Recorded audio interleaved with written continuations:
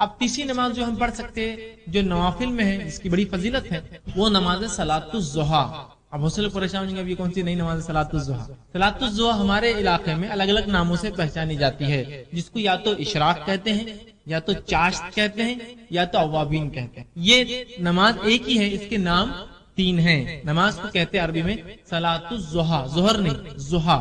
ٹھیک, یہ نماز کیا ہے اور کب پڑھی جائے؟ تو اگر صلاۃ الضحیٰ بالکل سورج نکلتے ہی پڑھی جائے, طلوع آفتاب کے فوراً بعد پڑھی جائے تو اس نماز کو اشراق کہا جاتا ہے. صلاۃ الضحیٰ کو سورج نکلتے ہی اگر پڑھا جائے فوراً اس کو کہتے ہیں اشراق. تو مسجدوں میں لکھا ہوتا ہے اشراق کا وقت, اور اشراق کا وقت یاد رکھیے فجر کے بعد سے اشراق کے وقت تک کوئی نماز ہو بھی نہیں سکتی کہ تو وہ 20 منٹ طلوع آفتاب کے ہوتے ہیں. تو 6 بجے اگر طلوع آفتاب ہے تو 6:22 کو اشراق شروع ہوتی ہے, یا 20 منٹ کا آپ کم از کم فرق لے لے ہمارے علاقوں کے اعتبار سے. ٹھیک, تو صلاۃ الضحیٰ کو اگر آپ اول وقت میں پڑھے سب سے تو یہ کہلاتی ہے اشراق.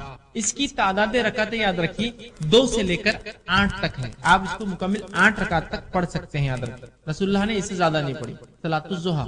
تو اگر آپ فوراً سورج نکلتے ہی پڑھتے 2 رکعت کر کے پڑھی, کم از کم 4 پڑھنا چاہیے, زیادہ زیادہ 8 کہتے ہیں لوگ. کوشش کیجیے اگر آپ ایک سلام سے پڑھ رہے ہیں تو پھر 4 رکعت پڑھیے. اگر وہ 4 رکعتیں پڑھنا چاہتے ہیں ایک ساتھ, بہتر ہے کہ آپ 2 کر کے پڑھیں, اس میں زیادہ انشاءاللہ عزیز. یہ بھی بہرحال 4 رکعت میں ہر چیز نوافل میں, لیکن سنت یہ ہے رسول اللہ نے عموماً نوافل کو 2 کر کے ہی پڑھا ہے. کوشش کیجیے 2 کر کے پڑھیں. تو 4 رکعت زیادہ زیادہ 8 پڑھی. تو فوراً سورج نکلتے پڑے تو یہ نماز کہلاتی ہے اشراق. سورج نکلنے کے تھوڑی دیر بعد اگر آپ پڑھیں تو اس کو کہتے ہیں چاشت. اور سورج اتنا اوپر آ جائے کہ زمین گرم ہو جائے, تپش شروع ہو جائے, تو اس وقت جو پڑھی جاتی ہے اس کو کہتے ہیں اوابین. ٹھیک, بہت سے لوگوں کا غلط فہمی ہے کہ چاشت یا جو ہے نماز یا اوابین کے تعلق سے کہ یہ مغرب کے بعد ہوتی ہے. درست نہیں, یہ فجر کے بعد ہی ہے, یاد رکھیں ظہر سے پہلے.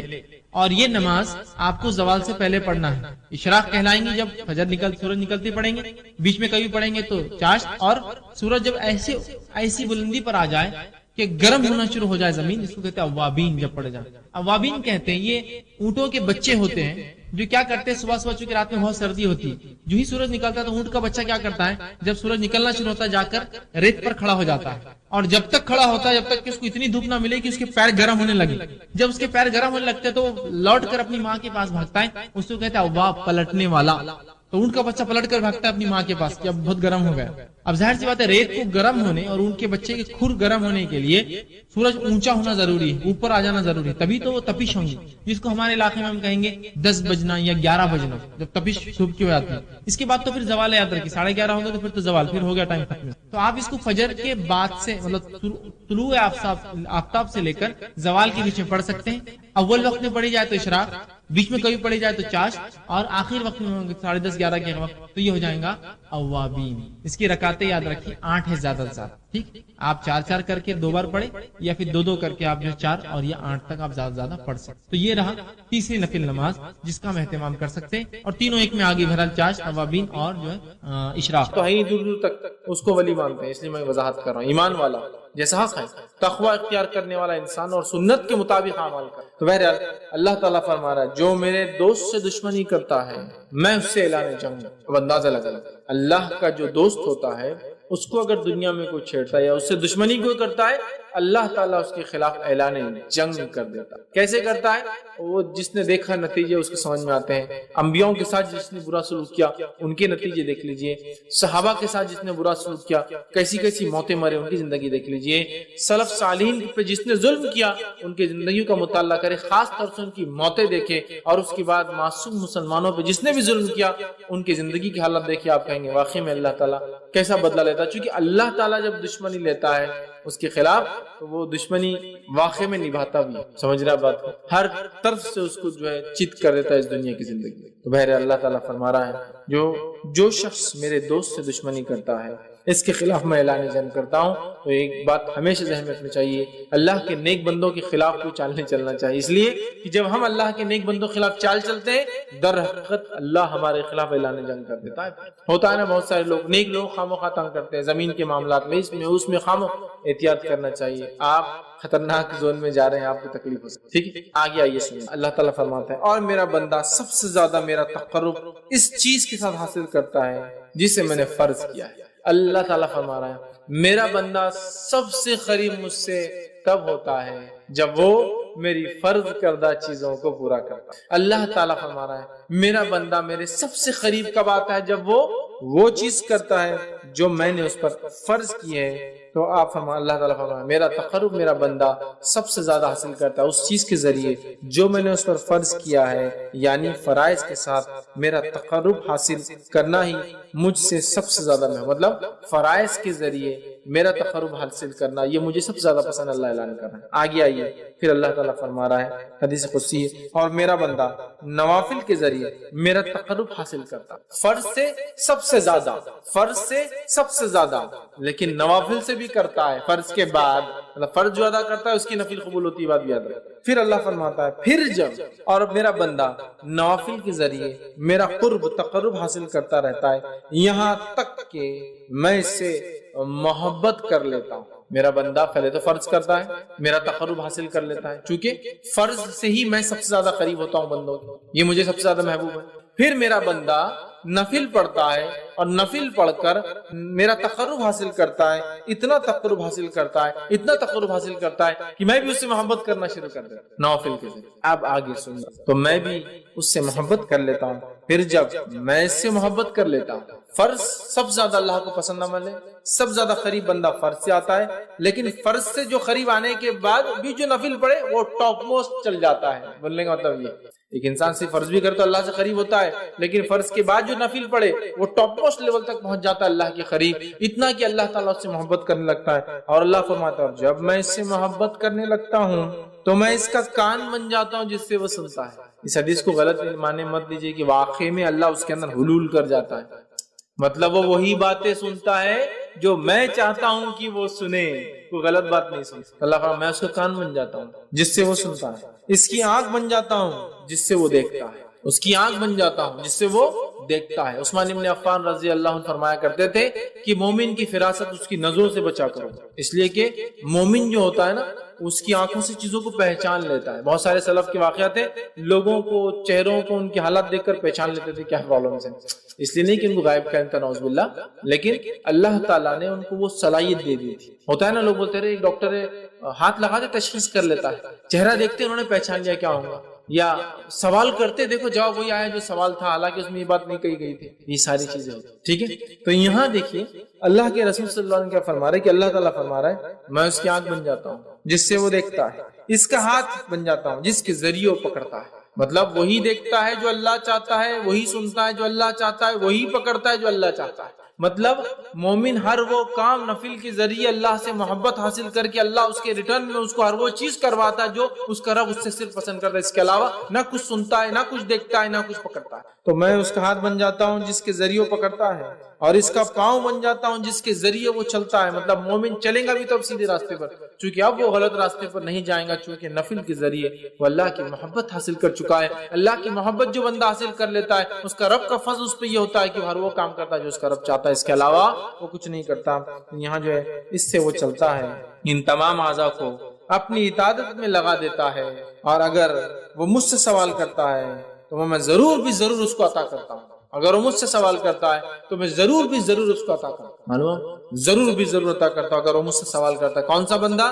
فرائض کے بعد نفل کا اہتمام کر کے رب سے محبت حاصل کر لینے والا بندہ، دیکھتا ہے تو وہی جو اس کا رب چاہتا ہے، سنتا ہے وہی جو اس کا رب چاہتا ہے، پکڑتا ہے وہی جو اس کا رب چاہتا ہے، چلتا ہے اسی راہ پر جس پہ رب چاہتا ہے، اور جب وہ مانگتا ہے تو اس کا رب اس کی جو ہے ضرور بھی ضرور اس کو عطا کر دیتا ہے۔ اور اگر وہ میری پناہ طلب کرے تو میں یقیناً اس کو پناہ دے دیتا ہوں، اور اگر وہ میری پناہ طلب کرتا ہے، دعاؤں میں خاص دعا یاد رکھیں، پناہ مانگنا مصیبت کے وقت، تو اگر وہ میری پناہ مانگتا ہے تو میں اسے پناہ دے دیتا ہوں۔ سبحان اللہ، کتنے بڑے بڑے فضائل ہے نفل کو ادا کرنے، کتنے بڑے بڑے فضائل، اندازہ لگا ہے نا۔ اللہ کو سب سے زیادہ محبوب عمل لیکن کون سا ہے؟ فرض ہے، یاد رکھیں، فرض نماز، مال میں فرض عبادت زکات ہے نا، اس کے بعد اللہ تعالیٰ نے رمضان کے ایک مہینے کے روزے، اس کے بعد سب سے زیادہ محبوب عمل، اس کے بعد یہ کرنے کے بعد بندہ نفل کے اندر دوڑتا ہے، آگے بڑھتا ہے، فرض نماز کے بعد نفل نماز، فرض زکات کے بعد نفلی زکات، فرض روزوں کے بعد نفلی روزے، فرض حج کے بعد نفلی عمرے، نفلی حج بولتے ہیں اس کو حج صغیر، چھوٹا حج، وہ کرتا ہے تو اللہ سے اتنا قریب ہوتا ہے کہ اللہ محبت کرنے لگتا ہے۔ جب اللہ محبت کرنے لگتا ہے تو وہ جو دیکھتا ہے، وہ جو اس کا رب چاہتا ہے وہی سنتا ہے جو اس کا رب چاہتا ہے، وہی اس کے ہاتھ پکڑ دے اس کا رب چاہتا ہے، اسی راہ پر چلتا ہے، قدم چلتے ہیں جو اس کا رب چاہتا ہے، اور پھر جب اپنے رب سے مانگتا ہے اس کا رب اس کو پورا، اس کی دعاؤں کو پورا کرتا ہے، اور جب وہ پناہ طلب کرتا ہے تو اللہ تعالیٰ اس کو پناہ عطا کر دیتا ہے۔ میں سمجھتا ہوں بہت بڑے بڑے فضائل، بخاری کی روایت تھی، ہمیں پتہ چلے اس کے اندر کہ نفلی نماز کے ادا کرنے سے جو ہوتے ہیں، جس میں سب سے اہم چیز جو پتہ چلی وہ یہ ہے کہ بندہ اللہ سے قریب ہے، اتنا قریب کہ ہر چیز جو اس کا رب چاہتا ہے وہی وہ کرتا ہے، اس سے ہٹ کر نہ کوئی چیز سنتا ہے، نہ دیکھتا ہے، نہ پکڑتا ہے، نہ اس راہ پر چلتا ہے۔ ہم میں ہر شخص چاہتا ہے ہم نیک بنے، اور پتہ نہیں لوگوں نے ولایت حاصل کرنے کی کون کون سے ذریعے بنا لیے، اور یہ اللہ کے ولی ہے، کیونکہ شروع میں اللہ نے کیا کہہ دیا کہ اللہ کے رسول فرماتے ہیں، اللہ تعالیٰ فرماتے جو شخص میرے دوست سے دشمنی کرتا ہے میں اس سے اعلان جنگ کرتا ہوں، اور پھر آگے اس کی بات صفت دوست کون ہے، فرائض کے ذریعے نزدیک پہنچتا ہے، نفل کر کے اللہ کا قرب اور محبت حاصل کر لیتا ہے، پھر نفل حاصل کر کے پھر وہ جو مانگتا اللہ پوری کر دیتا ہے، جب پناہ مانگتا اللہ پناہ دے دیتا ہے۔ ہم سب چاہتے ہیں نیک بنے، ہم سب چاہتے ہیں اللہ ہماری دعاؤں کو قبول کرے، ہم سب چاہتے ہیں کہ جب ہم اللہ سے جو مانگے اللہ دے دے، ہمیں بھی پھر اللہ تعالیٰ کو پہلے راضی کرنا۔ ارے دنیا کے اندر تو پتہ نہیں کتنی چاپلوسیاں لوگوں کو کرنا پڑتی چھوٹے چھوٹے کام نکالنے کے لیے، ہاں کتنی چاپلوسیاں کرنا پڑتی۔ اللہ تعالیٰ آپ سے چاپلوسی نہیں چاہتا، اخلاص چاہتا ہے۔ اخلاص، چاپلوسی میں کیا ہوتا ہے؟ اخلاص نہیں ہوتا، اخلاص چاہتا ہے، اور اخلاص کے ساتھ فرض عبادت اور نفل میں اضافہ کرو، اللہ تعالیٰ ہم کو دیں گا۔ بہت سے لوگ بولتے ہیں ارے یہ کیا بات ہوئی، کیا بات اللہ تعالیٰ دیں گا، تو اس کا مطلب یہ ہے کہ ہم کو کوشش نہ کریں۔ کوشش کرنا ہے، لیکن تم لاکھ کوشش کرنے کے بعد بھی حاصل نہیں کر پاتے ہو نا چیزوں کو، لیکن جب اللہ کو ہم راضی کر لیں گے نا، تھوڑی کوششیں بڑے بڑے کام نکال دیں، تھوڑی کوششیں بڑے بڑے کام نکال دیں، اور اس کے بعد بھی اگر کوئی تکلیف آئے تو پھر وہ اللہ کی طرف سے آزمائش ہے، صبر کے ساتھ، استقامت کے ساتھ ڈٹ کر مقابلہ کیجیے، دنیا اور آخرت میں اس سے درجات بلند ہوں گے اور اجر ملے گا۔ سمجھ رہے ہیں بات؟ یہ بات کو سمجھنے کی ضرورت ہے، یہ بات کو سمجھنے کی ضرورت ہے۔ تو اللہ سے قریب ہونا ہے۔ دنیا میں ہم کام نکالنے کے لیے سب کچھ کرتے ہیں لوگوں سے، اگر ہم چاہتے ہیں کہ ہمارا کام عرش والا کر دے، دنیا کی ساری مصیبت، مشکلیں، پریشانی حل، اور موت کی بعد کی اور آخرت وہ تمام چیزیں، تو پھر ہم جو ہے آسمان والے کو راضی کر لیں۔ ہو سکتا ہے دنیا والے ناراض ہو جائے، اس سے کوئی مسئلہ نہیں، لیکن اللہ راضی ہو جائے۔ لیکن ہمارا معاملہ یہ ہے کہ ہم اللہ کو ناراض کرنا چاہتے اور دنیا والوں کو راضی کرنا چاہتے، تو اللہ تعالیٰ بھی پھر انہی کے سامنے ہم کو جھکاتا رہتا ہے۔ تو اللہ کے نیک بندوں کی صفت آ گئی، فرائض کا اہتمام کیجیے، فرائض کے اہتمام نفل میں اضافہ کیجیے، دیکھیے اللہ تعالیٰ کہ ہم دوست بن جاتے ہیں، ٹھیک ہے؟ تو اس کی ہم کوشش کریں کہ نوافل کو ہم زیادہ زیادہ کریں۔ نفل نماز کی فضیلت اس لیے کہ عبادات اللہ رب العزت نے مختلف ہمیں دیے ہیں، اور یہ عبادت ظاہر سی بات ہے یہ ہمارے انسان کے نفع کے لیے ہوتی ہے، اور عبادتوں کے کرنے سے اللہ رب العزت خوش ہوتا ہے کہ اس کے بندے کو جو اللہ رب العزت نے کرنے کا حکم دیا ہے جس کو وہ پسند کرتا ہے۔ ظاہر سی بات اللہ تعالیٰ نے ہمیں وہی کام کرنے کا حکم دیا جس کو وہ پسند کرتا ہے، اور انہی کاموں سے روکا ہے جس کو ناپسند کرتا ہے۔ تو لہٰذا بندہ جب وہ کام کرتا ہے جو اس کا رب اس کے لیے پسند کرتا ہے، تو اس کا رب اس کے بدلے میں اس کو بہت سارے فائدے دیتا ہے۔ تو گویا عبادت کرنے سے ایک تو اللہ کی رضا حاصل ہوتی ہے، اور دوسرا ہمارا اپنا فائدہ ہوتا ہے۔ سمجھ رہے آپ؟ کوئی بھی عبادت جو ایک مومن بندہ اپنی زندگی میں کرتا ہے تو اس کا ایک فائدہ تو یہ ہے کہ وہ اپنے رب کو راضی کرتا ہے، اس کا رب اس سے خوش ہوتا ہے، اور پھر اس کا اجر الگ سے ملتا ہے۔ مطلب اللہ رب العزت جس عمل سے خوش ہوتا ہے، اگر وہ ہمیں کہہ دیتا ہے یہی کرو تو ہمیں تو کرنا پڑتا ہے، چاہے اجر ملے یا نہ ملے، لیکن ہمیں فائدہ یہ ہوتا ہے کہ ہم اللہ کی عبادت کرتے ہیں اور اس کے ساتھ ساتھ اجر اور فائدہ بھی اٹھاتے ہیں۔ تو لہٰذا ہمیں چاہیے کہ بالخصوص نفل نماز، اس لیے کہ ہم جانتے ہیں اسلام کے اندر جو بنیادیں ہیں، اس کے جو ارکان ہیں، وہ بنیادیں جس کو ہم کہتے ہیں عام زبان میں، وہ 5 ہیں۔ سب سے پہلے توحید ہے، اللہ کو ایک ماننا، شہادت جس کو کہتے ہیں، پھر اس کے بعد نماز قائم کرنا ہے نا۔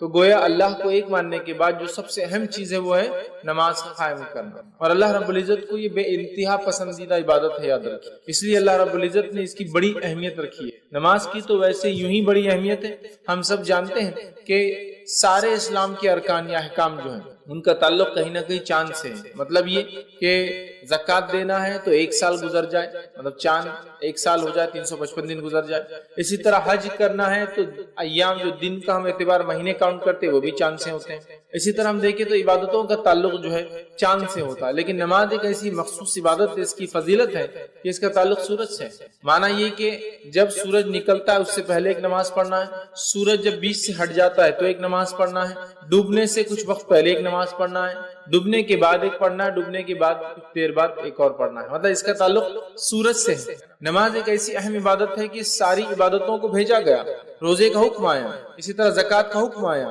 حج کا حکم آیا، لیکن نماز کو اگر آپ دیکھیں تو یہ بلا کر دیا، تو یہ بہت اہم ہے یاد رکھیں۔ تو نماز ویسی بڑی اہم عبادت، لیکن آج میں جس عبادت کے تعلق سے بات کر رہا ہوں وہ نفل نماز ہے، مطلب نماز میں وہ نماز جو ہم پر فرض نہیں ہے، اور جو بھی نماز ہم پر فرض نہیں یاد رکھیے وہ نفل میں شامل ہوتی ہے، جو بھی نماز فرض نہیں ہے وہ نفل میں۔ تو لہٰذا ہم جو ہے اللہ کا قرب حاصل کرے عبادت کے ذریعے، ایک تو اس سے ہم اللہ کے قریب ہوتے ہیں، اور دوسرا فائدہ یہ ہوتا ہے ہمیں اجر اور ثواب ملتا ہے، آخرت کے اعتبار سے بہت ساری خوبیاں اور بھلائیاں مجھے اور آپ کو حاصل ہوتی یاد رکھیں۔ تو لہٰذا ہم کوشش کریں کہ خوب ڈٹ کر ہم اللہ تعالیٰ کی عبادت کریں، خوب ڈٹ کر جتنا ہو سکتا ہے، جیسے ہو سکتا ہے اللہ کی عبادت کرنے کی ہم کوشش کریں، اس لیے کہ ہمارا رب اس سے راضی ہوتا ہے ہم سے، اور بہت سارے دوسرے فائدے بھی ہمیں ملتے ہیں۔ تو آئیے آج جو میں آپ کے سامنے بات رکھوں گا وہ ہے نفل نماز کی فضیلت، کہ نفل نماز کے پڑھنے سے کیا فائدے ہوتے ہیں، فضیلت سے آپ بات سمجھیں، اس سے کیا فوائد ملتے ہیں، کیا چیزیں انسان کو حاصل ہوتی ہے دنیاوی اعتبار سے اور اخروی اعتبار سے، ٹھیک ہے۔ تو آئیے نفل نماز کی کیا فضیلت ہے، اس سے کیا فائدے حاصل ہوتے ہیں، وہ میں آج آپ کے سامنے چند فائدے نفل نماز کے رکھوں گا، لیکن یقیناً یہی فائدے نہیں، اس کے علاوہ بھی بہت سارے فائدے قرآن اور سنت میں آتے ہیں۔ جب انسان کسی عبادت کو جو صرف فرض نہیں ہے وہ کرتا ہے، اس کا رب اس سے راضی ہوتا ہے، ٹھیک ہے۔ تو لہٰذا یہی وہ عبادت نہیں ہے، ٹھیک ہے، مطلب نفل کے صرف یہی فضائل نہیں ہے، اس کے علاوہ بھی نفل کے جو ہے کئی فضائل جو ہے کتاب اور سنت کے اندر آتے ہیں، لیکن اس میں سے کچھ چنندہ فضائل میں آج آپ کے سامنے رکھنے کی انشاءاللہ جو ہے کوشش کروں گا۔ تو آئیے اپنے عنوان کو ہم آگے لے کر چلتے ہیں اور چند فضائل دیکھتے ہیں۔ اس سے پہلے ہم نفل کسے کہتے ہیں وہ دیکھ لیتے ہیں۔ تو نفل اس کام کو کہتے ہیں جو ایک مسلمان پر فرض نہ ہو، نفل اس کام کو کہتے ہیں جو ایک مسلمان پر فرض نہ ہو اور اپنی خوشی سے اس کام کو وہ انجام دے، سمجھ رہے ہیں؟ تو نمازوں کی دو قسم ہوتی ہیں، ایک فرض نماز اور دوسری نفل نماز۔ اس نفل میں سنت بھی شامل ہے، اس نفل میں سنت موقعہ شامل ہے، اس نفل میں وطر شامل ہے، اس نفل میں چاشت، توابین اور جو نماز تہجد اور جتنی نمازیں سب اس میں شامل ہیں، سمجھے آپ بات کو؟ تو نمازوں کی دو ہی قسمیں ہوتی ہیں، فرض اور نفل۔ نفل کے اندر پھر بہت ساری اقسام ہیں، وہ نفل جو اللہ کے رسول نے کبھی پڑھی اور کبھی چھوڑی وہ سنت بن گئی، وہ نفل جس کو ہمیشہ پڑھا وہ سنت موقعہ بن گئی، سمجھ رہے آپ؟ تو نفل اور فرض، تو وہ نماز جو ہم پر فرض نہیں ہے اور ایک مومن جو ہے پڑھتا ہے تو وہ نفل میں کاؤنٹ ہوتی ہے، پھر اس کے اندر ساری چیزیں آپ کو کر لیں۔ اللہ رب العزت نے قرآن میں سورہ بقرہ سورہ نمبر 2 آیت نمبر 184 میں 184 میں اللہ نے فرمایا کہا فمن تطوع خیرا فهو خیر له، کہ اللہ فرماتا کہتا ہے اور جو شخص اپنی خوشی سے زیادہ بھلائی کرے تو اس کے لیے بہتر ہے۔ مطلب نفل کا معنی یہ ہے کہ وہ عمل جو انسان خوشی سے کرے، جو اس کو آخرت کے اعتبار سے خیر لائے۔ تو نفل میں سمجھتا ہوں یہ بات اس کی واضح ہو گئی کہ وہ چیز جو فرض سے ہٹ کر ہو، اور بندہ جو ہے اللہ تعالیٰ کو راضی کرنے کے لیے جو عمل کرتا ہے اس کو جو ہے نفل کہتے ہیں، یاد رکھیے۔ اور اس اعتبار سے تمام نمازیں جو فرض سے ہٹ کر ہے اس میں شامل ہوتی ہے، اور فرض نمازوں کی جو رکعتیں ہوتی ہیں وہ 17 رکعتیں ہوتی ہیں، یاد رکھیے، جو ہم پر فرض ہیں۔ فجر کی 2 رکعت، ظہر کی 4 رکعت، عصر کی 4 رکعت، مغرب کی 3 رکعت اور عشاء کی 4 رکعت، کل ہوئی یہ جو ہے 17 رکعتیں، یاد رکھیے، یہ ہم پر جو ہے فرض ہے، یاد رکھیے اتنی رکعت، ٹھیک۔ اور اس کے علاوہ جو ہم پڑھتے ہیں وہ نفل ہے، اور نفل کی مختلف اقسام یاد رکھیے، اور بہت ساری نمازیں ہیں جو نبی اکرم صلی اللہ علیہ وسلم نے ہمیں بتائی جو نفل ہے اور جس کے بڑے ثواب جو احادیث کے اندر آتے ہیں، یاد رکھیے، چاہے پھر وہ فجر کے بعد جو ہے صلاۃ الضحیٰ کا معاملہ ہو، اشراق، چاشت یا اوابین جسے کہا جاتا ہے، یا اس کے بعد مختلف نمازیں جو نمازوں سے پہلے اور نمازوں کے بعد پڑھی جاتی ہو، یا اس کے علاوہ بھی انسان جو زائد اپنے طرف سے کرنا چاہے، یہ ساری چیزیں نفل ہے اور اس کے بڑے ثواب ہے، بڑا اجر ہے، یاد رکھیے۔ بھائیے نفل نماز کے کیا فضائل ہیں؟ تو چند فضیلتیں آپ کے سامنے میں 2 سے 5 ایسی فضیلتیں جو رکھتا ہوں، بہت زیادہ نہیں، تاکہ اس سے نفل نماز کی ہمیں پتہ چلے۔ اور الحمدللہ ایک موسم ہم پر آنے والا ہے، اب یہ ہم لیکچر لے رہے ہیں، یہ رمضان سے پہلے کا وقت ہے، رمضان ہمارے قریب ہے۔ اب اگر اس بات کو ہم سمجھ کے نفل نمازوں کی اضافہ یا زیادتی رمضان کے ماہ میں کرتے ہیں تو یوں ہی یہ ماہ جو ہے بہت خیر اور بہت برکت والا ہے، پھر اس کے اندر قدر و منزلت والی ایک رات بھی آتی ہے۔ تو اگر نفل کا اضافہ ہم کریں نمازوں میں تو ایک تو رمضان کا مہینہ، پھر قدر کی رات، اور چونکہ قدر تو تلاش کرنا ہے، 5 راتوں میں سے ایک رات ہے، تو ان راتوں میں اگر ہم یہ عبادت کریں تو یہ بڑی افضل عبادت ہے، یاد رکھیں۔ لیکن یہ صرف رمضان کی حد تک نہیں ہے، چونکہ رمضان سامنے ہے اس لیے میں اس کا ذکر کر رہا ہوں. یہ تو رمضان اور غیر رمضان ہر ماہ میں، ہر مہینے میں، ہر گھڑی میں کی جا سکتی ہے. ٹھیک ہے، سوائے ان گھڑیوں کو چھوڑ کر جس کے تعلق سے ممانعت ہے، باقی ہر وقت میں نماز پڑھی جا سکتی ہے. تو آئیے نفل نماز کی کیا فضائل ہے وہ ہم دیکھتے ہیں. سب سے پہلے تو یہ بات طے ہے کہ نماز توحید کے بعد سب سے اہم ارکان ہے یا رکن ہے اسلام کا. یہ سب سے اہم چیز، اور اس بات کا پتہ اس حدیث سے بھی پتہ چلتا ہے، اور یہ ایک فضیلت بھی ہے اس کی. فضیلت یہ ہے کہ فرض نماز اگر مکمل نہ ہو تو نوافل اس فرض کے نقص کو ختم کر دیں گے انشاءاللہ، یا اس کی بھرپائی کر دیں گے. نفل نماز کی پہلی فضیلت یہ کہ اگر فرض نماز میں کوئی کمی بندے سے ہو جائے تو اس کے نقص کی بھرپائی کر دیں گی.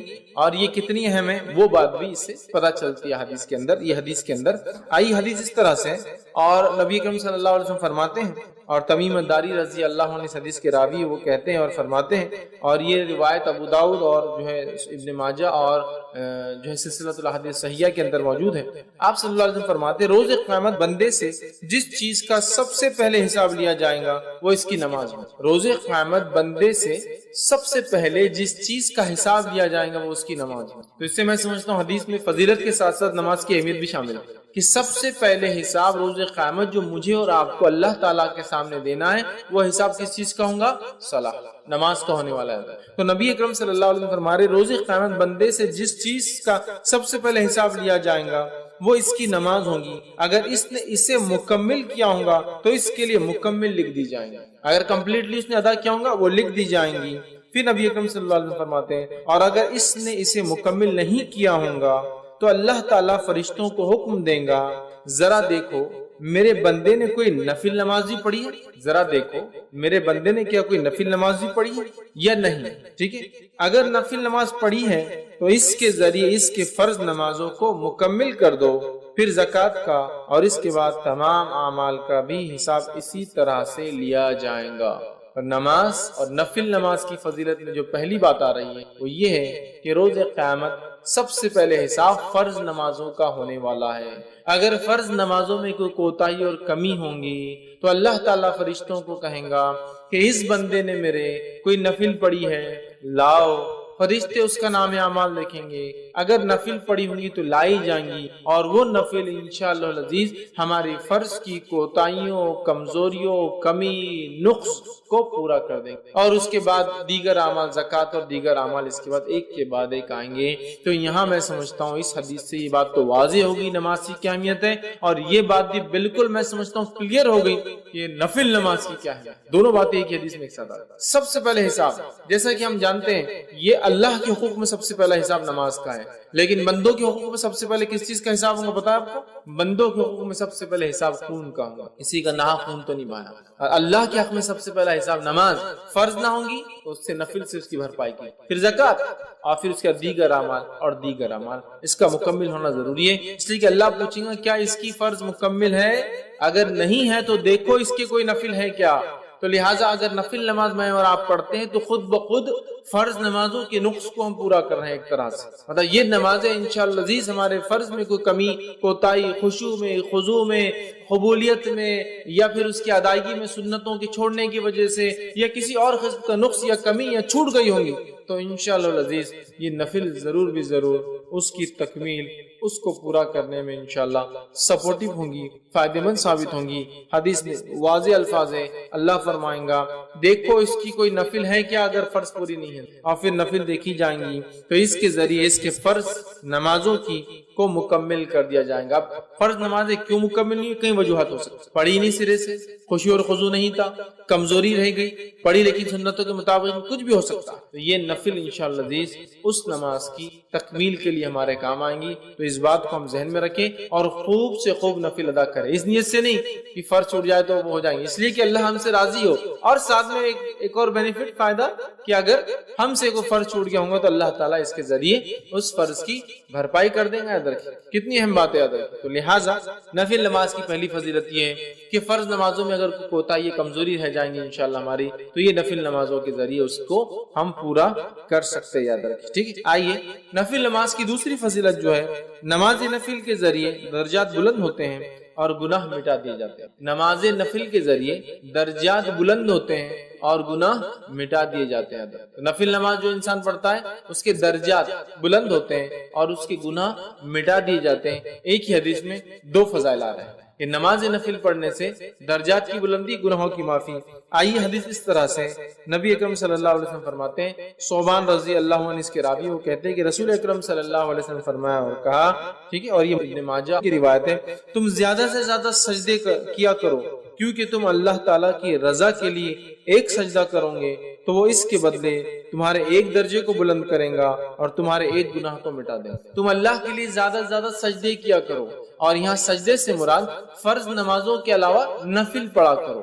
تم زیادہ سے زیادہ سجدے کیا کرو مطلب زیادہ سے زیادہ نفل نمازیں پڑھا کرو، اس لیے کہ جب تم زیادہ نفل نماز پڑھتے ہو تو ایک فائدہ یہ ہوتا ہے کہ اس نفل نماز کی وجہ سے ایک درجہ بلند کر دیا جاتا ہے، 1 رینک ہائر کر دیا جاتا ہے آپ کا، اور ساتھ میں ایک گناہ مٹا دیا جاتا ہے۔ تو نفل نماز کی فضیلت دیکھیے، ایک ہی روایت کے نعرہ ہے، 2 فائدے ہم کو ملتے ہیں، ایک درجہ بلند ہوتا ہے اور دوسرا ایک گناہ میرا اور آپ کا معاف ہو جاتا ہے۔ یاد رکھیے، تو جب بندہ نماز پڑھتا ہے تو ایک گناہ اس کا معاف ہو جاتا ہے، یاد رکھیے، اور ایک درجہ جو ہے بلند ہو جاتا ہے، یاد رکھیے۔ اور کثرت سجود مطلب آپ جو فرما رہے رسول اللہ صلی اللہ علیہ وسلم زیادہ سجدے کرو، اس سے مراد یاد رکھیے یہ نفل نماز ہے، مطلب زیادہ سجدے مطلب زیادہ نمازیں، اور زیادہ نمازیں مطلب فرض کے علاوہ نمازیں، زیادہ سجدے مطلب زیادہ نمازیں ہم کو پڑھنا، اس بات کو ہمیں ذہن میں رکھنا ہے۔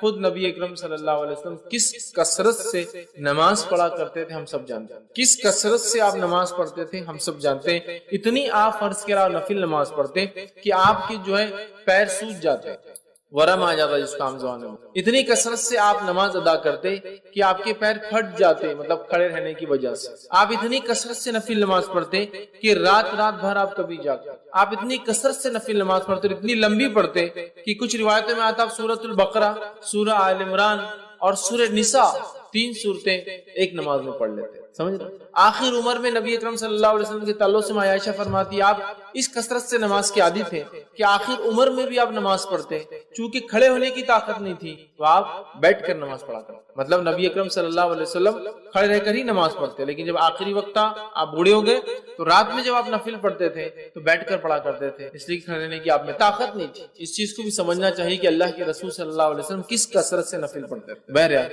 یہاں فرما رہے ہیں نفل نماز پڑھنے کا پہلا فائدہ یہ کہ ہمارا ایک درجہ بلند ہو جاتا، اور دوسرا فائدہ یہ کہ ایک گناہ ہمارا مٹا دیا تھا، مطلب ڈبل بینیفٹ، ایک تو درجہ بلند ہو رہا اور ایک جو درجہ نیچے لے جانے کی چیزیں گناہ وہ بھی معاف ہو رہا ہے نا۔ تو ایک طرح دیکھا تو ڈبل درجے بلند ہو رہے ہیں، ایک تو آلریڈی درجہ بلند، پھر گناہ معاف ہونے سے بھی ظاہر سی بات ہے آدمی کا درجہ بلند ہوتا ہے۔ 2 فائدے ہو جا رہے دیکھیے ایک عمل کرنے سے۔ تو ہمیں چاہیے ہم کثرت سے نفل نمازوں میں اضافہ کریں، جب ہو سکتا ہے پڑھے۔ بہت ساری نفل تو بالکل طے ہے، پتہ ہے، نبی اکرم صلی اللہ علیہ وسلم پابندی سے اس کو کیا ہے، جیسا کہ تہجد کی نماز کا پڑھنا ہے نا۔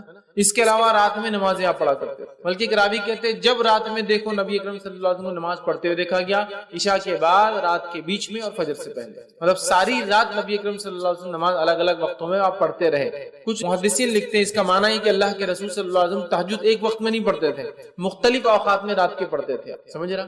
ہر وقت دیکھا گیا آپ کو نماز پڑھے۔ ہم بھی کوشش کریں نماز پڑھیں، اس سے ہمارے انشاءاللہ درجے بلند ہوں گے اور گناہ ہمارے معاف ہوں گے۔ تیسری چیز نفل نماز کی جو فضیلت اور فائدہ وہ یہ ہے کہ کثرت نفل نبی اکرم صلی اللہ علیہ وسلم کے ساتھ جنت میں داخل ہونے کی وجہ بنے گا۔ سبحان اللہ، کثرت نفل نماز کو زیادہ پڑھنا نبی اکرم صلی اللہ علیہ وسلم کے ساتھ جنت میں داخل ہونے کا سبب یا وجہ بنے گا۔ کتنی بڑی بات ہے۔ آئیے حدیث اس طرح سے ربیع بن کعب اسلمی رضی اللہ عنہ فرماتے اور کہتے ہیں، یہ صحیح مسلم کی روایت ہے، آپ نے فرمایا اور کہا کہ ایک مرتبہ وہ رسول اکرم صلی اللہ علیہ وسلم کے ساتھ خدمت میں تھے رات میں، اور نبی اکرم صلی اللہ علیہ وسلم جب رات میں اٹھے تو اس رات آپ نے وضو کا انتظام کیا رسول اللہ صلی اللہ علیہ وسلم کے، اور جو چیزیں اللہ کے رسول صلی اللہ علیہ وسلم کو لگتی تھی وہ ساری چیزوں کا انتظام کیا۔ تب نبی اکرم صلی اللہ علیہ وسلم نے ان سے ایک سوال کیا، اور سوال کر کے یہ کہا اور فرمایا اللہ کے رسول نے کہ سوال کرو۔ میں نے کہا مطلب آپ صلی اللہ علیہ وسلم سے کہا سوال کرو۔ وہ رات میں اٹھتے تھے، نبی اکرم صلی اللہ علیہ وسلم کی خدمت کرتے تھے۔ ایک رات جب انہوں نے پانی وضو کا تیار کیا نبی اکرم صلی اللہ علیہ وسلم کی ضرورت کی چیزیں تیار کی. تب نبی اکرم صلی اللہ علیہ وسلم نے ان سے کہا سوال کرو مجھ سے، کچھ مانگو مجھ سے، کیا چاہتے ہو تاکہ میں تمہارے لیے دعا کروں. تو انہوں نے کہا کہ میں آپ صلی اللہ علیہ وسلم سے اس بات کا سوال کرتا ہوں، میں جنت میں آپ کے ساتھ داخل. تو میرا سوال آپ سے، جو آپ مجھے سوال کرو، میرا سوال یہ ہے کہ میں چاہتا ہوں کہ آپ اللہ سے دعا کریں کہ میں جنت میں آپ کے ساتھ داخل. آپ صلی اللہ علیہ وسلم نے فرمایا کوئی اور سوال؟ تو انہوں نے کہا بس یہی میرا ایک سوال ہے، یہی آپ دعا کر دیجیے اللہ سے. آپ صلی اللہ علیہ وسلم نے فرمایا تم کثرت سے سجود کے ذریعے اپنی نفس پر میری مدد کرو. مطلب اگر تم چاہتے ہو کہ تمہاری یہ دعا قبول ہو تو تم کثرت سے سجود، کثرت سے نفل نماز پڑھو، تو انشاءاللہ عزیز میں تمہارے لیے پھر یہ دعا کروں گا، یا یہ نماز تمہارے لیے انشاءاللہ وسیلہ بن جائیں گی میری دعا کے ساتھ کہ تم جنت میں میرے ساتھ جاؤ. تو نبی اکرم صلی اللہ علیہ وسلم کے ساتھ جنت میں جانے کا وسیلہ اور طریقہ وہ یہ ہے کہ ہم کثرت سے سجدے کریں، اور کثرت سجود سے یہاں مراد نفل نماز میں اضافہ ہے. سمجھ رہا؟ کثرت سجود سے مراد نہیں کہ آپ الگ سے سجدے کریں نماز کے، نماز سے الگ بھی سجدے ہوتے ہیں، سجدہ تلاوت ہوتا ہے، سجدہ شکر ہوتا ہے، لیکن اس کے علاوہ کوئی سجدہ نہیں نماز سے ہٹتا. ٹھیک ہے؟ تو یہاں کثرت سجود سے مانا نفل نماز پڑھو، اور نمازوں میں ظاہر سی بات ہے سجدے آتے ہیں، ہر رکعت میں 2 سجدے آتے ہیں.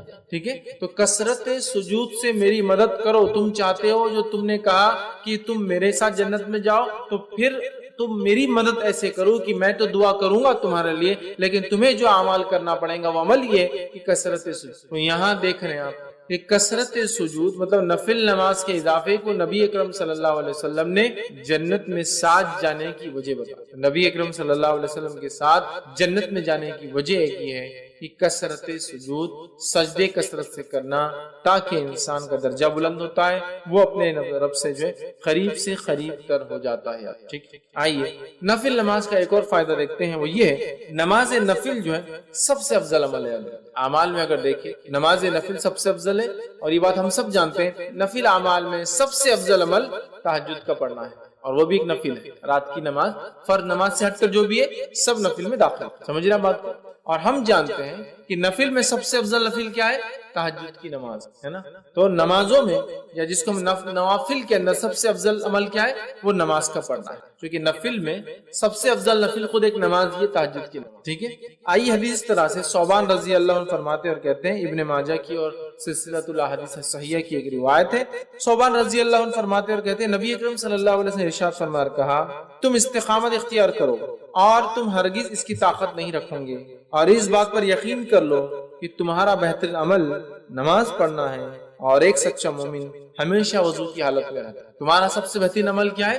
نماز پڑھنا ہے. اور آپ صلی اللہ علیہ وسلم دیکھیے کیا کہا، وَاعْلَمُوا أَنَّ خَيْرَ أَعْمَالِكُمْ، اس بات کو جان لو کہ تمہارے اعمال میں سب سے خیر عمل جو ہے وہ کیا ہے؟ اعمالکم الصلاۃ و نماز. تو تمہارے عمل میں سب سے افضل عمل، سب سے خیر عمل کون سا ہے؟ وہ نماز ہے. اسی لیے میں نے کہا نوافل میں سب سے افضل نفل نماز ہے، کیونکہ ہم خود جانتے ہیں تہجد سب سے افضل نفل ہے، وہ بھی ایک نماز ہے. تو ہمیں اس میں بہت بڑھ چڑھ کر حصہ لینا ہوگا. اس لیے کہ آپ صلی اللہ علیہ وسلم کیا فرما رہے ہیں کہ اور تم اس بات کو یقین کر لو کہ تمہارا بہترین عمل نماز کا پڑھنا ہے.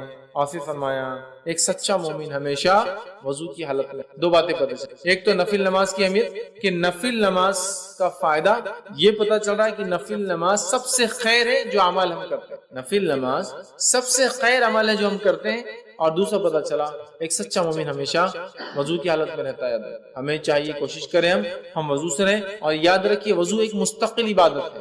وضو ایک مستقل عبادت ہے. اس کا کیا معنی ہے؟ اس کا معنی یہ ہوا کہ وضو ہر حال میں کیا جا سکتا ہے. یہ الگ بات ہے کہ کچھ وضو سے نماز نہیں پڑھی جائیں گی کیونکہ آپ اس حالت میں ہوتے کہ نماز پڑھی جائے، کیونکہ آپ کو غسل نہیں ہے، لیکن اس حالت میں وضو کیا جائے گا کیونکہ وضو ایک مستقل عبادت ہے. اس کی دلیل نبی اکرم صلی اللہ علیہ وسلم کے تعلق سے آتا ہے کہ نبی اکرم صلی اللہ علیہ وسلم جب جنوبی حالت میں ہوتے آپ پر غسل واجب ہوتا، اور اس کے بعد آپ نہاتے نہیں، لیکن صبح اٹھ کے نہانے والے ہوتے تو آپ وضو کر کے سوتے. اگر وضو خالی نماز کے لیے خاص ہوتا، الگ سے عبادت نہیں ہوتی، تو آپ صلی اللہ علیہ وسلم وضو کرنے کی کیا ضرورت ہے؟ اسی طرح آپ صلی اللہ علیہ وسلم دیکھا گیا کہ آپ جنوبی حالت میں ہوتے اور کچھ کھانا پینا چاہتے تو آپ وضو کرتے اور پھر کچھ کھاتے اور پیتے. اسی طرح آپ جنوبی حالت میں ہوتے اور صبح فجر میں اٹھ کے غسل لینا چاہتے تو آپ وضو کر سوتے. تو جب ایک انسان کو غسل ہی نہیں ہے پھر بھی وضو کیا جا رہا ہے، اس کا مطلب وضو ایک مستقل عبادت ہے. ٹھیک ہے؟ تو کہا سچا مومن ہمیشہ وضو سے رہتا ہے. تو یہ ایک مومن کے سچا ہونے کی علامت ہے کہ بغیر وضو کے وہ نہیں رہتا ہے. اور باوضو رہنے کے کیا فائدے میں سمجھتا ہوں آپ سب جانتے ہیں. انشاءاللہ پھر کئی موقع ملا تو وضو کی کیا فائدے ہم دیکھیں گے، لیکن یہ بڑی اہم چیز ہے یاد رکھیے. وضو، سچا مومن وضو سے رہتا ہے اور تمہارے اعمال میں خیر عمل نماز ہے. ظاہر سی بات ہے یہ نفل کی بات ہے، فرض تو فرضی ہے، اس کو بولنے کی ضرورت ہے. اور خیر جب یہاں کہا جا رہا تو فرض کے بعد ہے، نہیں تو آپ سمجھیں گے فرض سے بھی آگے جا رہی ہے نفل. بہت سے لوگ ایسا غلط بھی کرتے ہیں، بہت ساری باتوں کو جو حدیث میں نفل کے تعلق سے آتا ہے سمجھتے ہیں نفل اتنا آگے کہ فرض ان کو پھیکا نظر آتا ہے. ایسا نہیں ہے، یہ تمام چیزیں جو نوافل کی بات تذکرہ ہو رہا ہے یہ سب فرض کے بعد ہے. جیسا صدقات کے بڑے ثواب ہے لیکن یہ زکات کے بعد ہے، زکات فرض، ٹھیک ہے. عمرے کے بڑے فائدے لیکن حج کے بعد ہے، سمجھ رہے آپ. تو یہ فرائض کے بعد ہے. نوافل کے بڑے فائدے نماز پڑھنے کے لیکن فرض کے بعد. نہیں تو کوئی پتہ چلا فرض ہی نہیں پڑھا اور نوافل پورے ادا کرا چکے تو فضیلتیں پتہ چل رہی قبول نہیں ہوں گی آدمی جب تک فرض نہیں ہو. اسی طرح نفل کا گھر میں پڑھنا گھر میں برکت لانے کا باعث ہے. بہت سارے لوگ بولتے ہیں تنگ دستی ہے، پریشانی ہے نا، برے حال ہے، برکت نہیں ہے، برکت چھن گئی، وقت کی برکت، کھانے کی برکت، اولاد کی برکت، ہر چیز کی برکت چھن گئی ہے. یہ چیز کی گارنٹی، یہ چیز کی گواہی تو ہم سب دیں گے. آج برکتیں چھن گئی، بہت ساری برکت یاد ہے. ہمیں کیا کرنا ہے، اس بات کو سمجھنا ہے کہ نفل نماز گھر میں برکت لانے کا ایک ذریعہ ہے. آئی حدیث اس طرح سے کہ نبی اکرم صلی اللہ علیہ وسلم فرماتے، صحیح مسلم کی روایت ہے اور جابر رضی اللہ عنہ حدیث کے راوی فرماتے اور کہتے ہیں تم میں سے، آپ صلی اللہ علیہ وسلم فرمایا، وہ کہتے ہیں آپ نے فرمایا تم میں سے کوئی شخص جب مسجد میں نماز پڑھے تو اپنی نماز کا کچھ حصہ اپنے گھر کے لیے بھی رکھے، کیونکہ گھر میں کچھ نماز ادا کرنے سے اللہ تعالیٰ گھر میں خیر و بھلائی کو لاتا ہے، خیر کو لاتا ہے، برکت کو لاتا ہے. آپ سن کیا فرما رہے ہیں، تم میں سے ہر شخص پوری نماز یہاں نہ پڑھ لے، کچھ نماز کو باقی رکھے اور کہاں جا کے پڑھے، گھر جا کے پڑھے. یہ کس کو کہا جا رہا ہے، مردوں کو. عورتیں تو گھر میں نماز عورتیں گھر میں ہی پڑھتی ہیں عموماً، لیکن مردوں سے کہا جا رہا ہے تم میں سے کوئی شخص پوری نماز یہاں نہ پڑھے. اور اگر کوئی عورت ہمیشہ مسجد جا کے نماز پڑھتی ہے تو اس کے لیے بھی بات ہو جائیں گی. بہت سارے علاقوں ملکوں میں مسجد میں بالکل نظم ہوتا ہے، اس کے لیے بات ہوگی کہ پوری نماز سے مراد فرض نماز کے علاوہ جو نمازیں پڑھتے ہو ان نمازوں کو پورا مسجد میں نہ پڑھا کرو، کچھ باقی رہنے دیا کرو. اور کہاں پڑھو جا کر، گھر جا کر پڑھا کرو. اور فرمایا اس لیے کہ گھر میں یہ خیر اور بھلائی لانے کا سبب بنتی ہے یہ نماز. تو گھر میں خیر اور بھلائی آتی ہے. اب ان لوگوں کے گھر کا کیا لوں گا جو فرض پڑھتے ہیں، تو نفل تو بات کی بات ہوئی نا. بہت سارے لوگ بتاتے ہیں خیر اور برکت سے وہ محروم ہو چکے ہیں، اس لیے ہم خیر و برکت سے محروم ہو چکے ہیں کہ نماز جیسے افضل عمل کو ہم بالکل دھڑلے سے جو ہے چھوڑ رہے ہیں.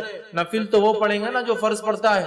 تو آج فرض کا کیا حال ہے، کتنے فرض مسلمان نماز پڑھ رہے ہیں مجھے بتانے کی بہرحال ضرورت نہیں ہے. زیادہ سے زیادہ جو نماز سب سے زیادہ دن میں پڑھی جاتی ہے جو مردوں کا حال ہے، عورتوں کا نہیں جانتا ہوں میں، مردوں کا حال ہے وہی مغرب کی نماز پڑھی جاتی ہے. کیونکہ مسجد بھری ہوتی ہے اس سے اندازہ ہو جاتا ہے کہ مغرب سب سے زیادہ پڑھی جاتی ہے. کیوں مغرب پڑھتے، شاید اس لیے کہ اذان کے بعد وقت کم ہوتا ہے تو شیطان کو موقع نہیں ملتا شاید بہکانے کا، فوراً وضو کیا اور نماز ہو گئی. اس کے علاوہ نمازوں میں آپ کو لوگ اتنی تعداد میں نظر نہیں آئیں گے، سب سے کم فجر میں، اس کے بعد تھوڑی تعداد ظہر میں آپ کو ملیں گے. اس کے بعد گرمی اگر زیادہ ہے تو اثر میں کم ملیں گے، اور گرمی اگر کم ہے تو اثر میں بھی تھوڑی اور بڑھ جائیں گی تعداد.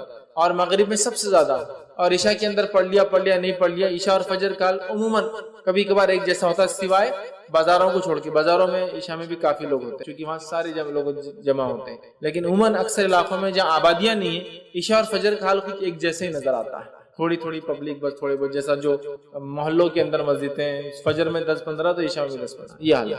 تو اندازہ لگائیے کتنے بڑے خیر سے محروم ہے. جب نفل خیر لا سکتا ہے تو فرض کیا کیا لاتا ہوں گا. فرض تو پھر فرضی ہے نا. جب اگر نماز جو نفل ہے وہ اتنا کچھ لا سکتی ہے تو جو فرض ہے وہ کیا کچھ نہیں لا سکتی. اس بات کو یاد رکھو. میرا ایک پورا اس پر عنوان تھا نماز کی اہمیت، اور اس میں میں نے نماز کو پڑھنے کے فائدے اور چھوڑنے کے سارے نقصانات گنوائے. بہرحال نماز بہت بہت بہت بہت افضل چیز یاد رکھیے، اسے نہیں چھوڑنا چاہیے. اور یہاں اللہ کے رسول صلی اللہ علیہ وسلم فرما رہے ہیں کچھ حصہ گھر میں پڑھ لیا کرو، اس لیے کہ صحابہ اکثر پوری نمازیں پھر مسجد نبوی میں پڑھ لے رہے تھے. جب اللہ کے رسول نے یہ بات بیان کی تو صحابہ نے پھر اپنے گھروں میں بھی نماز کو پڑھنا شروع کیا. اور نفل مراد ایسے یاد رکھی، فرض نہیں یاد رکھی. اسی طرح ایک اور روایت میں آتا ہے، یہ روایت جو ہے صحیح مسلم کی ہے، اور اس میں جو ہے زید بن ثابت رضی اللہ عنہ فرماتے اور کہتے ہیں کہ نبی کریم صلی اللہ علیہ وسلم نے ارشاد فرمایا کہا اے لوگو تم اپنے گھروں میں بھی نماز پڑھا کرو، مطلب نفل نماز، کیونکہ آدمی کی سب سے افضل نماز وہ ہے جسے وہ اپنے گھر میں ادا کرتا ہے سوائے فرض نماز کی. آدمی کی سب سے افضل نماز وہ ہے، آدمی کی سب سے افضل نماز وہ ہے جو وہ گھر میں پڑھتا ہے. سوائے فرض کے. فرض نہیں, فرض تو مسجد میں پڑھنا ہم پر فرض ہے, سوائے بیمار ہو, مسافر ہو, مسجد نہ ملے, وہ مستثنا ایکسیپشنل کیس. لیکن فرض نماز تو مسجد میں باجماعت ہی پڑھنا ہے. لیکن فرض کے علاوہ جو سب سے بہترین نماز ہے جو انسان پڑھتا ہے, سب سے افضل ہے, وہ ہے جو ایک انسان اپنے گھر میں پڑھتا ہے. مطلب ایک مرد فرض نماز پڑھے مسجد میں, اس کے بعد گھر آئے اور نفل ادا کرے, یہ سب سے افضل ہے. جیسے عورت کی سب سے افضل نماز وہ ہے جو گھر کے اندر, اور گھر کے اندر بھی سب سے اندر کے کمرے میں ہو. سمجھ رہے ہیں, فرض کے لیے کہا گیا. ویسے عورتیں مسجد میں فرض پڑھ سکتی ہے, اس میں کوئی ممانعت, کوئی روک نہیں ہے, لیکن سب سے افضل وہ ہے جو گھر کے اندر اور اس کے اندر کے کمرے میں فرض پڑھی جائے. تو مرد کے لیے فرض نماز مسجد میں پڑھنا ہے, لیکن اس کی افضل نماز وہ ہے جو گھر میں نفل پڑھتا ہے. تو لہٰذا مردوں کو چاہیے, اگر گھر سے قریب نماز پڑھتے ہو, چلیے بھائی ظہر اور عصر اور مغرب میں تو ہم باہر ہوتے ہیں, تجارت کاروبار میں ہوتے ہیں, عشاء میں اگر آتے ہو تو کم از کم عشاء کی تو پڑھی آ کے, جو فرض ہوگی عشاء کی مسجد میں, یا عشاء کو جانے سے پہلے, عشاء سے پہلے کی 4 گھر میں پڑھ کے جائیے, عشاء مسجد میں پڑھی, آپ واپس آ کے گھر میں پڑھی, باقی سب سے افضل ہے.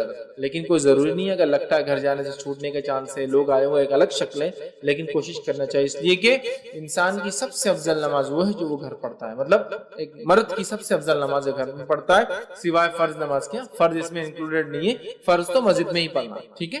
تو لہٰذا ہم کوشش کریں نماز کا کچھ حصہ نفل ضرور ہم گھر, چاہے نماز کو جانے سے پہلے والے ہوں یا نماز کو جانے کے بعد ہو, یا اس کے علاوہ کوئی نفل. اور اس کا فائدہ یہ کہ بچے بھی دیکھ کر نماز سیکھتے ہیں اپنے مردوں سے, ماؤں کو تو دیکھتے ہیں, والد کو بھی دیکھیں گے, مردوں کو بھی دیکھیں گے. اسی طرح صحیح مسلم کی ایک اور روایت ہے, نبی اکرم صلی اللہ علیہ وسلم فرمایا اور کہا, اس کے الفاظ ہیں, تم اپنے گھروں میں بھی نماز ضرور پڑھا کرو. مردوں سے آپ کہہ رہے ہیں, کیونکہ آدمی کی بہترین نماز وہ ہے جو اپنے گھر میں پڑھے سوائے فرض نماز. تم میں سے کچھ لوگ یا تم لوگ اپنی نمازوں میں کچھ نمازیں ضرور اپنے گھروں میں پڑھا کرو. یہ نماز کون سی ہے؟ فرض نماز نہیں, یاد رکھیں نفل ہے, پڑھا کرو. اس لیے کہ آدمی کی سب سے خیر, سب سے بہترین, سب سے افضل نماز وہ ہے جو وہ گھر میں پڑھتا ہے سوائے فرض کے. فرض نہیں, فرض تو مسجد میں آنا ہے, باجماعت پڑھنا ہے, اس کے علاوہ جو نفل پڑھتے ہو نا گھر میں پڑھو, یہ سب سے افضل نفل ہے, ٹھیک ہے. تو ہم لوگ کوشش کریں, اور رسول اکرم صلی اللہ علیہ وسلم کو دیکھا بھی یہیں گا, آپ فجر سے پہلے فجر کی 2 رکعت گھر میں پڑھتے, ماں عائشہ فرماتی ہے رضی اللہ عنہا, پھر آپ مسجد جاتے. اسی طرح آپ کے تعلق سے آتا, آپ جمعہ کے بعد گھر آتے اور 2 کر کے 4 رکعت جو جمعہ کی نماز کی بعد کی نمازیں وہ ادا کرتے. تو آپ کو دیکھا گیا, خود نبی اکرم صلی اللہ علیہ وسلم گھر آ کر نفل نماز پڑھتے تھے, آپ کو دیکھا گیا, آپ کا خود کا ذاتی عمل تھا. آئیے آگے بڑھتے ہیں, نفل نماز کا اور فائدے دیکھتے ہیں. نفل عبادت بندے کو, نفل عبادت کرنے سے بندے کی طرف اللہ کی محبت کھینچی چلی آتی. جب بندہ نفل نماز پڑھتا ہے تو اللہ کی محبت اس کی طرف. اور اس حدیث میں وضاحت بھی ہے, فرض کا مقام بھی بتایا جا رہا ہے, لیکن نفل کے فضائل بھی بتایا جا رہا ہے نا. ورنہ اگر صرف نفل کے فضائل دیکھے تو کبھی ہوتا نا, ارے فرض نہیں بھی کرے چلتا شاید, یہ جیسا کہ محرم کے 2 روزے رکھ لے تو 1 سال کے گناہ کا کفارہ ہے, ارے پھر تو 1 سال میں تو اگلے سال کے لیے تو ابھی یہ سال کی معاف کرا لیتے, اگلے سال پھر رکھ لیں گے تو یہ سال کی معاف. تو کیا نماز نہ پڑھنے سے, فرض روزے نہ رکھنے سے, فرض نماز نہ پڑھنے کے بعد بھی کیا محرم کی 2 روزوں کا اجر و ثواب ملیں گا؟ ہرگز نہیں, ہرگز نہیں, ہے نا. ذی الحجہ کے اندر جو ہے عرفے کا روزہ 2 سال کے گناہ کا کفارہ ہے, تو کیا وہ شخص جو فرض نمازیں نہیں پڑھتا ہے, فرض روزے نہیں رکھتا ہے, فرض زکات نہیں دیتا ہے, تو کیا اس کو یہ کفارہ ہوگا 2 سال کے گناہوں کا؟ ہرگز نہیں. یہ بات میں کیوں کہہ رہا, بہت سارے لوگ نوافل کے فضائل دیکھ کر اتنے خوش ہو جاتے کہ فرض چھوڑ دیتے. یہ حدیث میں دونوں باتیں ایک ساتھ آ رہی ہیں, آپ غور سے سنیے نفل کی اہمیت, غور سے سنیے. نبی اکرم صلی اللہ علیہ وسلم فرماتے ہیں, اور بخاری کی روایت, اللہ تعالیٰ فرماتا ہے, حدیث, اللہ تعالیٰ فرماتا ہے, جو شخص میرے دوست سے دشمنی کرتا ہے میں اس کے خلاف اعلان جنگ کر دیتا ہوں. کیا فرمایا اللہ تعالیٰ؟ جو میرے دوست سے دشمنی کرتا ہے میں اس کے خلاف اعلان جنگ کر دیتا ہوں. مطلب جو اللہ کے ولی ہوتے ہیں, یقین اللہ کے ولی ہوتے ہیں, اللہ کے دوست ہوتے ہیں, یاد رکھیے اللہ کے ولی ہوتے ہیں. تو اللہ تعالیٰ فرما رہا ہے جو میرے دوست سے دشمنی کرتا ہے, اور اللہ کے دوست کون ہے؟ جو تقوی اختیار کرتے ہیں. ایمان والے ہونا پہلی شرط, وہ تقوی اختیار کرتے ہیں اور ہر کام سنت کے مطابق, ٹھیک ہے. تو بہرحال, ورنہ میں اس لیے کہہ رہا ہوں اللہ کے دوست, ورنہ ہمارے پاس جو سنت کی مخالفت کرتا ہے, نماز کبھی نہیں پڑھتا, تقوی تو ہے ہی دور دور تک, اس کو ولی مانتے ہیں. اس لیے میں وضاحت کر رہا ہوں, ایمان والا جیسا حق ہے, تقوی اختیار کرنے والا انسان اور سنت کے مطابق عمل کرے. تو بہرحال اللہ تعالیٰ فرما رہا ہے جو میرے دوست سے دشمنی کرتا ہے میں اس سے اعلان جنگ. اب اندازہ لگا, اللہ کا جو دوست ہوتا ہے اس کو اگر دنیا میں کوئی چھیڑتا ہے یا اس سے دشمنی کوئی کرتا ہے, اللہ تعالیٰ اس کے خلاف اعلان جنگ کر دے. کیسے کرتا ہے؟ وہ جس نے دیکھا نتیجے اس کو سمجھ میں آتے ہیں. انبیاء کے ساتھ جس نے برا سلوک کیا ان کے نتیجے دیکھ لیجئے. صحابہ کے ساتھ جس نے برا سلوک کیا کیسی کیسی موتیں مرے ان کی زندگی دیکھ لیجئے. سلف صالحین پہ جس نے ظلم کیا ان کی زندگیوں کا مطالعہ کرے، خاص طور سے ان کی موتیں دیکھے. اور اس کے بعد معصوم مسلمانوں پہ جس نے بھی ظلم کیا ان کی زندگی کی حالت دیکھے، آپ کہیں گے واقعی میں اللہ تعالیٰ کیسا بدلہ لیتا ہے. چونکہ اللہ تعالیٰ جب دشمنی لیتا ہے اس کے خلاف تو وہ دشمنی واقع میں نبھاتا بھی ہے. سمجھ رہا بات کو؟ ہر طرف سے اس کو جو ہے چت کر دیتا ہے اس دنیا کی زندگی. بہر اللہ تعالیٰ فرما رہا ہے جو شخص میرے دوست سے دشمنی کرتا ہے اس کے خلاف میں اعلان جنگ کرتا ہوں. تو ایک بات ہمیشہ ذہن میں رکھنی چاہیے، اللہ کے نیک بندوں کے خلاف کوئی چال نہیں چلنا چاہیے. اس لیے کہ جب ہم اللہ کے نیک بندوں کے خلاف چال چلتے ہیں در حقیقت اللہ ہمارے خلاف اعلان جنگ کر دیتا ہے. ہوتا ہے نا بہت سارے لوگ نیک لوگ خواہ تنگ کرتے ہیں زمین کے معاملات میں، اس میں خواہ احتیاط کرنا چاہیے. آپ خطرناک زون میں جا رہے ہیں، آپ کو تکلیف. ٹھیک ہے، آگے آئیے سنیں. اللہ تعالیٰ فرماتا ہے اور میرا بندہ سب سے زیادہ میرا تقرب اس چیز کے ساتھ حاصل کرتا ہے جسے میں نے فرض کیا ہے. اللہ تعالیٰ فرما رہا ہے میرا بندہ سب سے قریب مجھ سے تب ہوتا ہے جب وہ میری فرض کردہ چیزوں کو پورا کرتا ہے. اللہ تعالیٰ فرما رہا ہے میرا بندہ میرے سب سے قریب کب آتا ہے؟ جب وہ چیز کرتا ہے جو میں نے اس پر فرض کی ہے. تو آپ فرما اللہ تعالیٰ فرما میرا تقرب میرا بندہ سب سے زیادہ حاصل کرتا ہے اس چیز کے ذریعے جو میں نے اس پر فرض کیا ہے. یعنی فرائض کے ساتھ میرا تقرب حاصل کرنا ہی مجھ سے سب سے زیادہ مطلب فرائض کے ذریعے میرا تقرب حاصل کرنا یہ مجھے سب سے زیادہ پسند اللہ اعلان کرنا. آگے آئیے پھر اللہ تعالیٰ فرما